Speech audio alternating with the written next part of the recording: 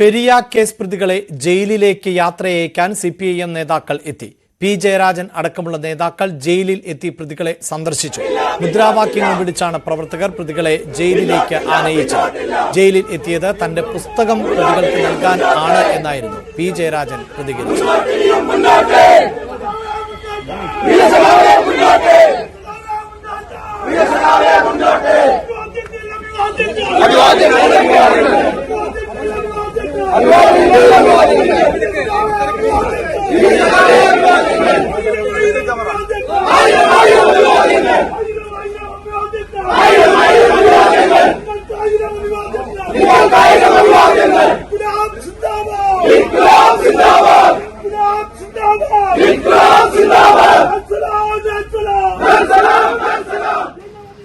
ഏതു തരത്തിലുള്ള രാഷ്ട്രീയ കൊലപാതകവും അവസാനിപ്പിക്കണം, അക്രമം അവസാനിപ്പിക്കണം, സമൂഹത്തിൽ സമാധാനമാണ് ഉണ്ടാവേണ്ടത്.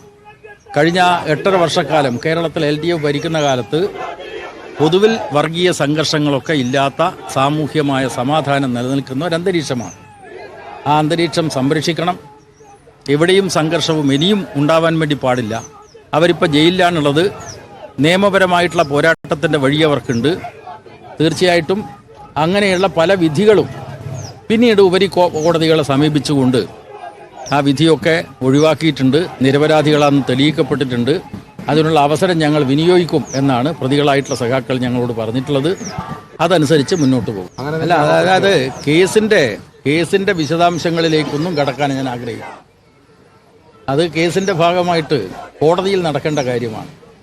പക്ഷേ നിങ്ങളെപ്പോലെയുള്ള മാധ്യമങ്ങൾ കാണിക്കുന്ന ഈ മാർക്സിസ്റ്റ് വിരുദ്ധ ജ്വരം ഉണ്ടല്ലോ, അതിനെ ജനങ്ങൾ പുച്ഛത്തോടു കൂടിയാണ് കാണുന്നത്.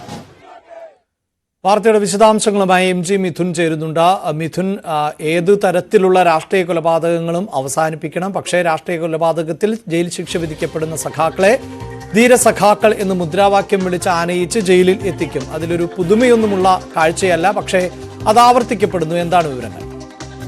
പക്ഷേ 4:30 കൂടിയാണ് അഭിലാഷ് ഈ പ്രതികളെ വിവിധ ജയിലുകളിൽ നിന്ന് കണ്ണൂരിലേക്ക് എത്തിച്ചത്. വിയൂർ അതീവ സുരക്ഷാ ജയിലിൽ നിന്ന് 9 കുറ്റവാളികളെയും ഒപ്പം തന്നെ KV കുഞ്ഞിരാമൻ ഉൾപ്പെടെ 5 കുറ്റവാളികളെ കാക്കനാട് ജയിലിൽ നിന്നുമാണ് 4:30 കൂടി കണ്ണൂർ ജയിലിലേക്ക് മാറ്റിയത്. ഈ സമയത്താണ് CPM പ്രവർത്തകരും ഒപ്പം തന്നെ പി ജയരാജന്റെ നേതൃത്വത്തിലുള്ള CPM പ്രവർത്തകർ ജയിലിന് മുന്നിലെത്തിയിരുന്നു. വലിയ മുദ്രാവാക്യം വിളികളോടുകൂടിയായിരുന്നു ഈ പോലീസ് വാഹനത്തിൽ നിന്നിറക്കിയ പ്രതികളെ ജയിലിലേക്ക് ആനയിച്ച് പ്രവർത്തകർ കൊണ്ടുപോവുകയും ചെയ്തത്. ഇതിനുശേഷം പി ജയരാജൻ ജയിലിനകത്ത് കയറി പ്രതികളെ സന്ദർശിക്കുകയും ചെയ്തു. അവർക്ക് തന്റെ പുസ്തകം കൈമാറിയെന്ന് പിന്നീട് അദ്ദേഹം പ്രതികരിക്കുകയും ചെയ്തു. ഒപ്പം തന്നെ അവരെ സൂചിപ്പിച്ചതുപോലെ തന്നെ അക്രമ രാഷ്ട്രീയങ്ങൾ അവസാനിപ്പിക്കണം, സമാധാനമാണ് വേണ്ടത്, അത് പുനഃസ്ഥാപിക്കുന്നതിന് വേണ്ടിയുള്ള എല്ലാ നടപടികളും സ്വീകരിക്കണമെന്ന് പറയുമ്പോൾ തന്നെയാണ് പെരിയയിലെ 2 ചെറുപ്പക്കാരെ കൊലപ്പെടുത്തിയ ഈ 14 പ്രതികളെ ആനയിച്ച് ജയിലിലേക്ക് കൊണ്ടുപോകുന്നതിന് വേണ്ടി CPMന്റെ മുതിർന്ന നേതാവ് തന്നെ രംഗത്തെത്തിയിരിക്കുന്നു എന്നുള്ളത് ഒരു വിരോധാഭാസമായി നമുക്ക് കണക്കാക്കപ്പെടേണ്ടിയിരിക്കുന്നു. എന്തായാലും വലിയ മുദ്രാവാക്യം വിളികളോടുകൂടി നിരവധി പ്രവർത്തകർ ഈ ജയിലിലേക്ക് എത്തിയ പ്രതികളെ കാണാനെത്തിയിരുന്നു. വലിയ മുദ്രാവാക്യം വിളികളോടുകൂടി ആനയിച്ചായിരുന്നു അവരെ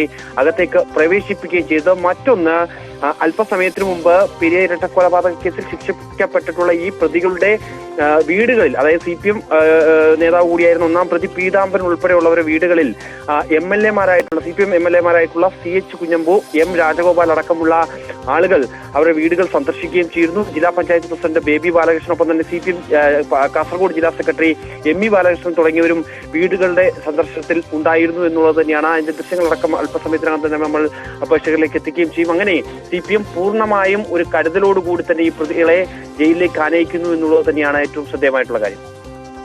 ഇതായിരുന്നു പ്രതികരണം പി ജയരാജന്റേത്. ഒപ്പം മാധ്യമ വിരുദ്ധതയെന്ന പതിവ് മേമ്പൊടിയും അദ്ദേഹം ചേർക്കാൻ മറന്നിട്ടുമില്ല.